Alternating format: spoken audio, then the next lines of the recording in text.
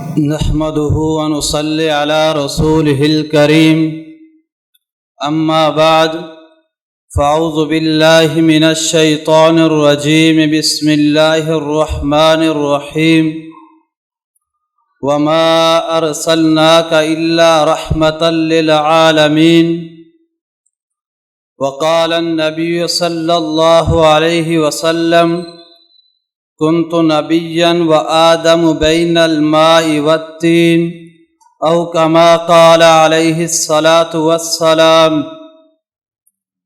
نبي أتانا بعد يأس وفترة نبي أتانا بعد يأس وفترة من الرسل والأوثان في الأرض تعبد۔ منصب صدارت پر براجمان جناب صدر اور پلہ انصاف کے حاملین منصفین کرام اور مسابقہ تقریر کے میرے ہم سفر شاہ سواروں، السلام علیکم ورحمۃ اللہ وبرکاتہ۔ جناب صدر، یہ بات اظہر من الشمس ہے کہ پیغمبر اسلام کی آمد وجہ کائنات ہے۔ آپ کی آمد عالم انسانیت سمیت کائنات کے طول و عرض میں پھیلے ہوئے تمام عالموں کے لیے رب کا احسان عظیم ہے۔ چنانچہ آپ کی بابرکت آمد کی منظر کشی کرتے ہوئے امام الہند مولانا ابو الکلام آزاد رحمہ اللہ لکھتے ہیں، رات لیلۃ القدر بنی ہوئی نکلی، خیر من الف شہر کی بانسری بجاتی ہوئی ساری دنیا میں پھیل گئی۔ موکلان شب قدر تنزل الملائکۃ والروح فیہا کی شنائیاں شام سے بجانا شروع کر دی۔ حوریں باذن ربہم کے پروانے لے کر فردوس سے چل کھڑی ہوئی، اور یہ حتی مطلع الفجر کی میعادی اجازت نے فرشتگان مغرب کو دنیا میں آنے کی رخصت دے دی۔ بروج نے سیاروں کے پاؤں میں کیلیں ٹھوک دی۔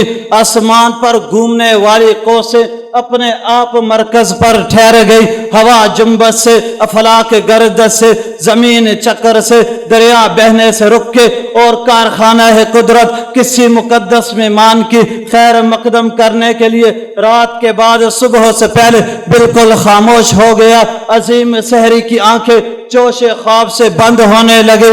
ناقوس نے مندروں میں بتوں کے سامنے سر جھکانے کے بہانے آنکھ جھپکائی۔ ملہم غیب نے منادی کی، افضل البشر خاتم الانبیاء سرپردہ لاہوت سے عالم ناسوت میں تشریف لانے والے ہیں۔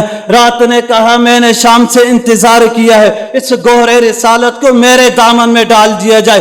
دن نے کہا، میرا رتبہ رات سے اعلیٰ ہے، مجھے کیوں اس سے محروم رکھا جائے۔ دونوں کی حسرت قابل نوازش نظر آئی۔ کچھ حصہ دن کا لیا، کچھ رات کا لیا۔ نور کے ترک نور و نالا نور کی نورانی آوازوں کے ساتھ دست قدرت نے دامن کائنات پہ وہ لعل بہار رکھ دیا، جس کے سرسری جلوے سے دنیا بھر کے ظلمت کدے روشن ہو گئے۔ سرزمین حجاز جلوہ حقیقت سے لبریز ہو گئی۔ ہوائیں چلنے لگی، دریا بہنے لگے، آتش کدوں کی آگ سرد پڑ گئی۔ کیسر و کسرا کے فلک بوس بروج گر کر پاش پاش ہو گئے۔ آفتاب شان و فخر و مسرت و رہبات کے اجالے لیے ہوئے ہزاروں ناز و داد کے ساتھ افق مشرق سے نمایاں ہوا۔ آفتاب ہدایت کی شعاع چاروں سو عالم میں پھیل گئی۔ آخر بالآخر وہ دن آ پہنچا کہ چشم فلک کو مدت سے جس کا انتظار تھا، جس کی دید کے لیے فلک کا ہر ذرہ نگاہیں دہرا رہا تھا، جس کی دید کے لیے ہر دن سورج طلوع ہوتا تھا، جو انسانیت جس کی جستجو میں تھی، ظلمات کو لمعات دینے والے اقوام عالم کی ناہمواریوں کو تعمیراتی نصب العین سے اہم آغوش کرنے کے لیے، مظلوموں کی فریاد رسی کرنے والے، باطل کے گٹا ٹوپ اندھیروں میں بھٹکنے والی قوم کو صراط مستقیم کا درس دینے والے سید الاولین والآخرین، امام الانبیاء، اشرف الانبیاء، افضل الانبیاء، اطیب الانبیاء، شفیع المذنبین کی ولادت وادی مکہ میں ہوتی ہے۔